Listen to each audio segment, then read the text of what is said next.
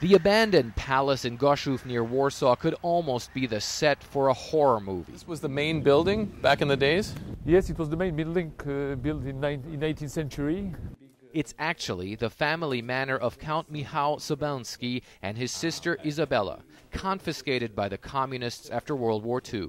Tell me what this room looked like in its best days. In the best days, you know, there was paintings over the walls, and there were furnitures, chairs, and everything when you have the main room of the house. The Sobalski family used to own large parts of this area, but almost all of their land, their businesses, and their valuables were taken away when the communists took over. The palace was turned into a school, later an administrative building for a nearby factory, and it became more and more run down.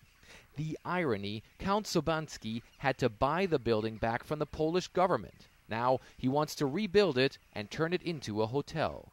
According to the family, it will take at least $8 million to renovate this place. And all over Poland, there are manors like this one with similar ownership issues. The situation is as complicated as Poland's history. When the Nazis invaded, they evicted the Jews and took their belongings. After the war, the whole country's territory was shifted westward.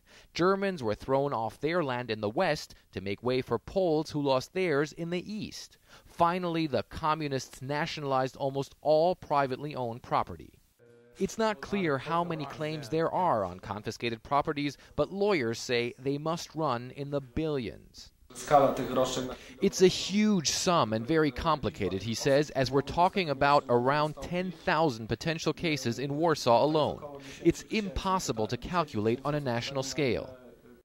Ownership disputes have caused a lot of pain in Poland, but sometimes there is a happy ending. Restoration work was recently completed at Wrocław's synagogue. The building was nationalized by the communists in the 70s and left in disrepair.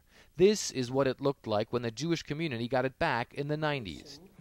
Ben Takahan fought for years to have the synagogue refurbished and finally managed to get the funding together. They, of course, have to review all these kind of relationships, especially with the Jews. And it's amazing. The governments have been really aware of this and really trying to do a lot of reparation. Count Sobalski also received a small grant from the Polish government. Not nearly enough to cover the cost of fixing up the palace, but maybe a starting point to allow his family residence to one day shine once again. Fred Pleitgen, CNN, Gorzów, Poland.